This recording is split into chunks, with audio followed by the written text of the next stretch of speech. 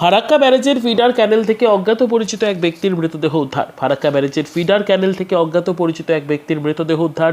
রবিবার সকাল সকাল ঘটনাকে কেন্দ্র করে ব্যাপক চাঞ্চল্যের সৃষ্টি হয় এলাকা জুড়ে।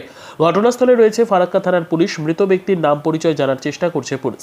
দেহ ময়নাতদন্তে পাঠানো হয়েছে পুলিশের পক্ষ থেকে। ব্যুরো রিপোর্ট, দিনরাত স্টার নিউজ।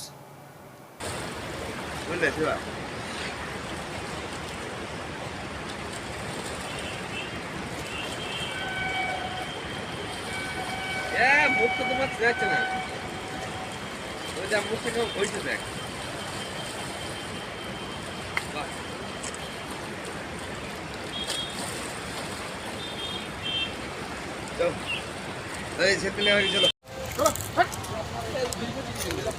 আজকাল নাই নাকি রাতে যা চলে আসছে এখান থেকে।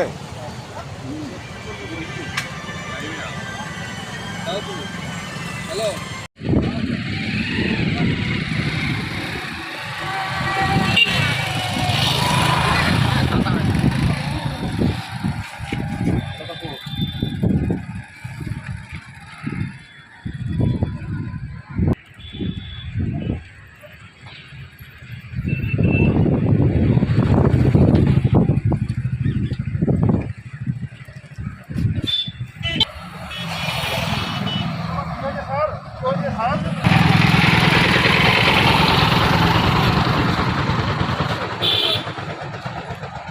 তখন আরো গ্যাস করবে, এখন তো সাধারণ গ্যাস আছে।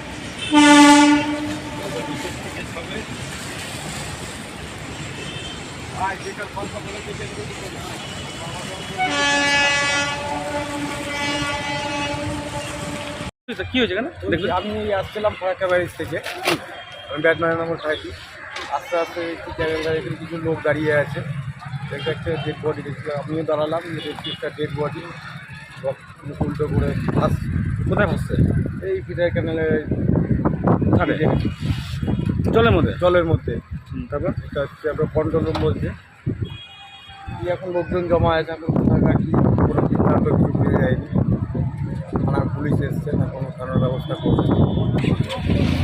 দেখে কিছু বোঝা যাচ্ছে কি? দেখে কিছু বোঝা যাচ্ছে, দেখে তো মনে হচ্ছে অনেক দিনের পড়ে থাকা। গায়ে কি আছে? একটা গেঞ্জি আছে,